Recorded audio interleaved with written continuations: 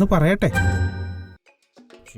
ജ്യോതിഷ അവന്റെ ഒടുക്കത്തെ പ്രവചനം എവിടെ അവനെ ഇന്ന് തീർക്കും ഞാൻ. അവിടെ കിടന്ന് ഉറങ്ങണ സമാധാനം. സാറേ എന്റെ പൊന്നു സാറേ, ഞാൻ നിരപരാധിയാണ് സാറേ, ഞാൻ നിരപരാധിയോ? താറോ താൻ എന്തൊക്കെയാ പറഞ്ഞു? ഇല്ല ഞാൻ പെട്ടെന്ന് പഴയ ഓർമ്മയിൽ. അതെ, പഴയ ഓർമ്മയിലേക്ക് പൊക്കോ. മിക്കവാറും കിട്ടും, തന്നെ തീർക്കും ഞാൻ ഇന്ന്.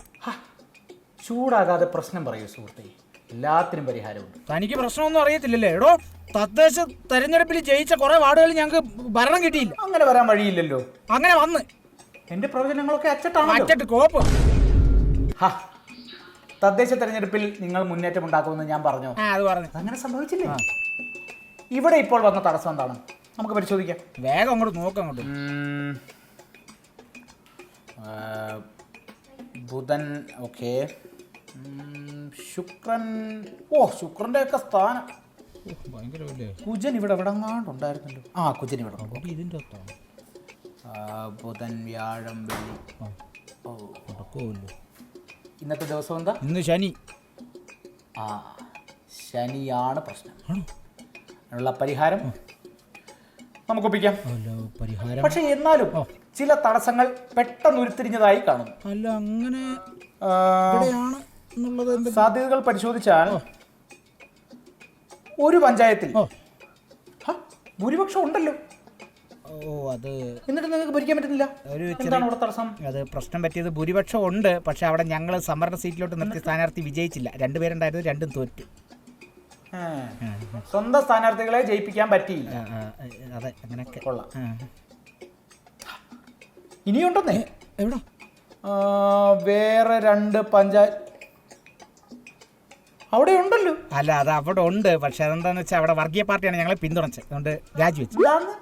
ഈ വർഗീയ പാർട്ടികളെ ഞങ്ങളെ പിന്തുണച്ച്, അതുകൊണ്ട് രാജിവെച്ചു. പിന്തുണ കിട്ടി എന്നിട്ട് രാജിവെച്ചു. രാഷ്ട്രീയമറിയാത്ത പൊങ്ങന്മാർ. എന്തെങ്കിലും അല്ലല്ല, ഇവിടെ പറഞ്ഞത്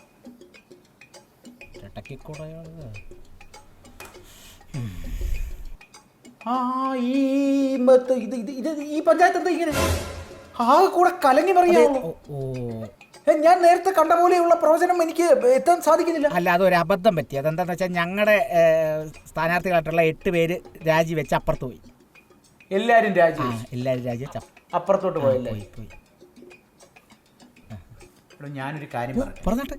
ഇവിടെ സ്വന്തം പാർട്ടിയിലെ ഇത്തരത്തിൽ ജയിച്ചു വരുന്ന അംഗങ്ങളെ നിലനിർത്താൻ പറ്റാത്ത, മര്യാദയ്ക്ക് സ്വന്തം പാർട്ടിയിലുള്ള വാർഡംഗങ്ങളെയെങ്കിലും ജയിപ്പിച്ച് ആ സംവരണ സീറ്റിലോട്ട് എത്തിക്കാൻ പറ്റാത്ത നീയൊക്കെ എന്തിനാണോ ഈ രാഷ്ട്രീയത്തിൽ കിടന്ന് കളിക്കുന്നത്? ഇതൊക്കെ കളിച്ചിട്ട് ഒരു കാര്യം. പ്ലീസ് നടിക്കരുത്.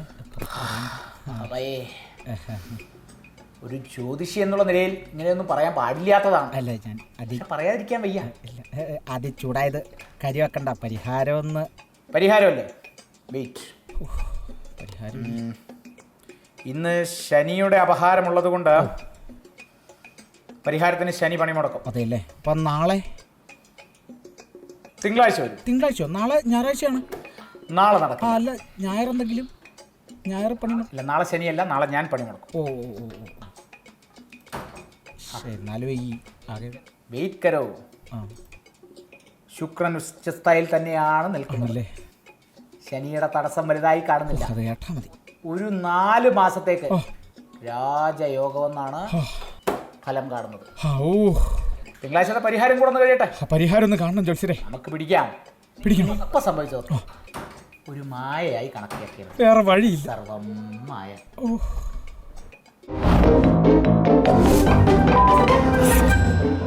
ഇനി ഞാനൊന്ന് പറയട്ടെ.